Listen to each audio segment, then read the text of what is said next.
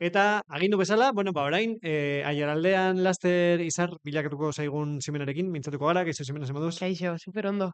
Ondo. Bai, Gonbidatu zaitugu, edozein egunean egin genuen, baina bai. gaur gonbidatu zaitugu egunerokoari lotutako gai bat dela eta hori da, estanda saioan parte hartzen ari zarela eta bihar daukazue eszenaldia, ez? Bai. Bihar maiatzak 8, estreinaldia emoten da, hori erogarren edizioa estreinatzen da bihar. Gauz, pixkat urduri, urduri, hori bidea oin ematen ari dugu, eta izaten da ari da ibilbideat nolabait desberdina ez genuna espero, baina hori kideen artien dau kristolako familia oin montaute, eta bihar maiatzak 8 laneko galastriatzen da 9 ETV baten, así que espero dugu sekulako audientzia eta sekulako ikuskizunak izatea. Mhm. Bai. Eta nola erabaki zenuen parte hartzea? Ze hau da, talent showek daukate ere apur bat, Bai. ez dakit elkarbizitza, esposizio maila handia, gauza nahiko biziak dira, nola Ja. erabaki zenuen parte hartzea? Ba, niri deitu zidaten eta komentatu zidaten hori, programa bat zegoela, ni, nun inoiz ikusi, baina bai izena nekiela, ze hurbileko jendiak bai aurkeztu direzela eta hola, baina ez nintzen inoiz burutik sekulako ideiarik pasau, eta deitu zidaten, ba, Ximena apuntatu, eta super gustora, eta halako gauzak superpolitak direzela zure bidea aurrera eroateko, eta zan nun, pues, aukera bakarrak direz bizitzan, eta izan liteke nire urtia bertan egoteko, eta hala izan zen, jo nintzen castingera, aurrera botata, eta super ondo, benetan, bai, Eta, berez bihar agertuko zara lehenengo aldiz pantailan, bai. baina hori baino lehen, uste dut lehen, edo ez dakit nola antolatu duzuen, baina zerbait berezia egingo duzue bihar, ezta? Bai, bihar zazpiretan, antolatu dugu Lio Tabernan zazpiretan nire bakarlari moduen akustikoa, bai abesti batzuk abesteko eta bai laudiotarrekin zein inguruko publikoarekin baita ere hurbildu nahi duen guzti horrentzat zuzenduta dau, eta da bakarlari moduen antolatu dugun nire akustiko bat, nire gitarragaz eta hori hurbileko jendiarentzat aurkezpena eman baino lehen, eta gero ja 9 pantaila erraldoian jarriko dugu lehen gala behar duen aurkezpena emoteko halako gala bati eta halako edizio bati. Super berezia izango dela uste dut.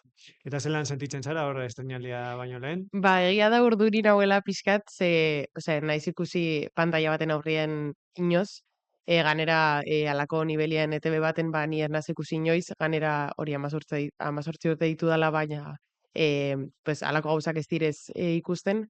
Urduri nau, baina pozik ze ni gure nauena zan, eta orain halako emaitzak ikustea ba, betetzen zaidu normalien.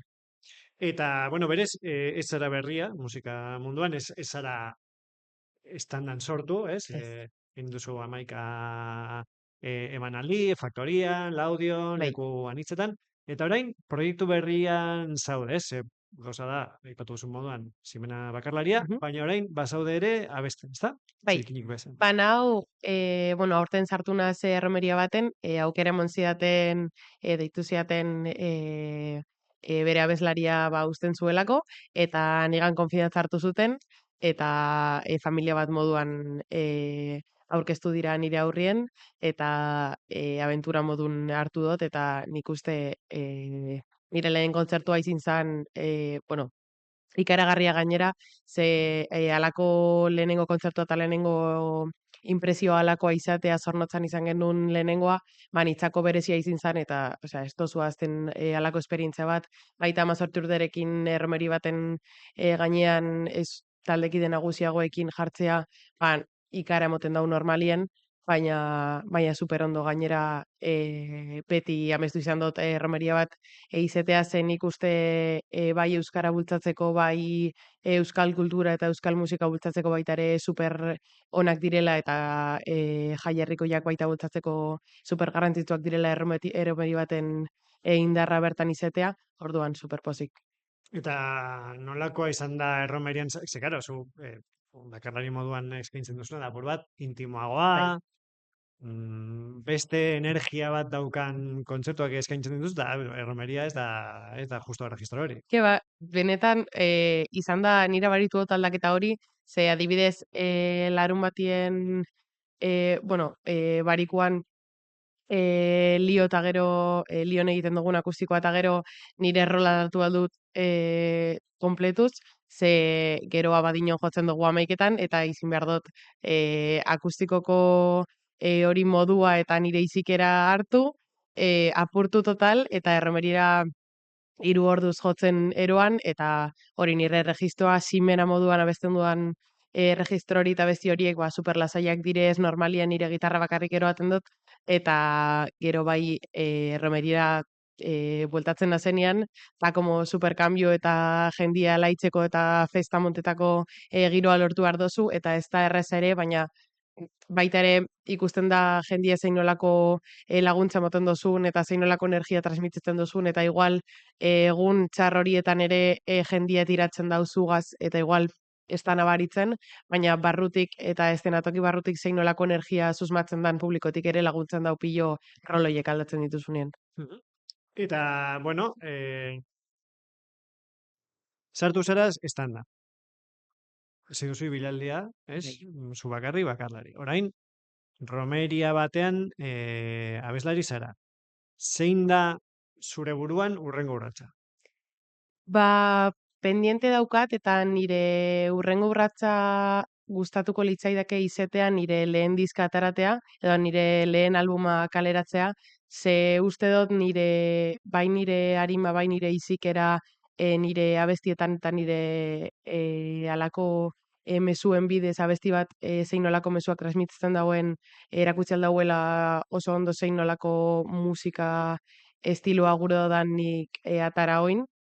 Gurot simena moduen jarraitu eta simena zein dan erakutsi oin bain programatik kanpo eta programak ekarriko dauen horrek guztiak ba, Elikatzea. bota noena, hori da.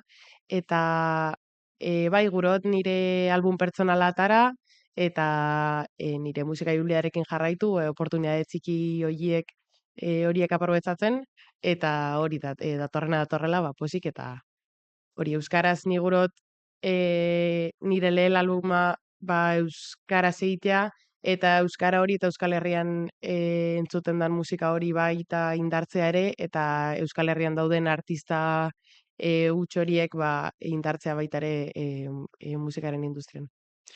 Eta amaitzeko hasierako galdera izan behar zen agian, baina zergatik sartu da Simen abentura honetan, musikaren abentura honetan? Ba, Simenaz izan abesten, pues, 5 urte zituela gitxo gara bere, igual gitxi hau, eta bezbatzetan hasi nintzen, nola, abentura moduen, txikia zara, eta nire gurasoek apuntatu ziaten, eta iruditu zitzaidan, bai, gehien betetzen ninduna hori zala, musika zala, eta hasi nintzen, ba, abez batzan igual soloren bat ematen ziaten, eta ni disfrutatzen nuen gehiena zan, eta hortik aurrera nire gitarra hartu nun 7 urte nituela, eta orain ba horrekin jarraitzen dut, nire gitarra rosa nire identitatea markatu dauela, orduen nire gitarraekin jarraitzen dut nire gauzak egiten, eta hori txikian nintzenetik musikarekin zein nolako konexio berezia izin nun, eta orain ba horrekin jarraitzeko bidea komila tartien erraz jartzen ari diatela eta zein nolako aukerak emon dizkiatela, ba, hoiek aprobetsatuz nire bilbidea uste dut halako gauzetan bai nire izikera eta nire pertsona 100% betetzen dela. Edo, Simena, ba, mil esker gurekin egoteagatik. Zuei, Espero dugu bihar estreinaldi bikaina izatea. ea bai. Eta, bueno, ba, animatzen dugu jende guztia, bihar, ba, emanaldi hori ikustera, eta baita ere, kontzertua ikustera hurbiltzera, El Lío tabernara. Eta, bueno, badakizue, Aiaraldea eskualdean gertatzen den guztia jasotzeko eta jarraitzeko gure webgunea duzuela, aiaraldea.eus, eta zehazki, asteburua antolatzeko orduan, agenda ere izango duzuela. Orduan, esan dagoa, Simena, mil esker. Bai, zuei eskerrik asko. Hori. Eta ondo izan, Ikusiko gara, pasa. bai, eskerrik asko. Agur.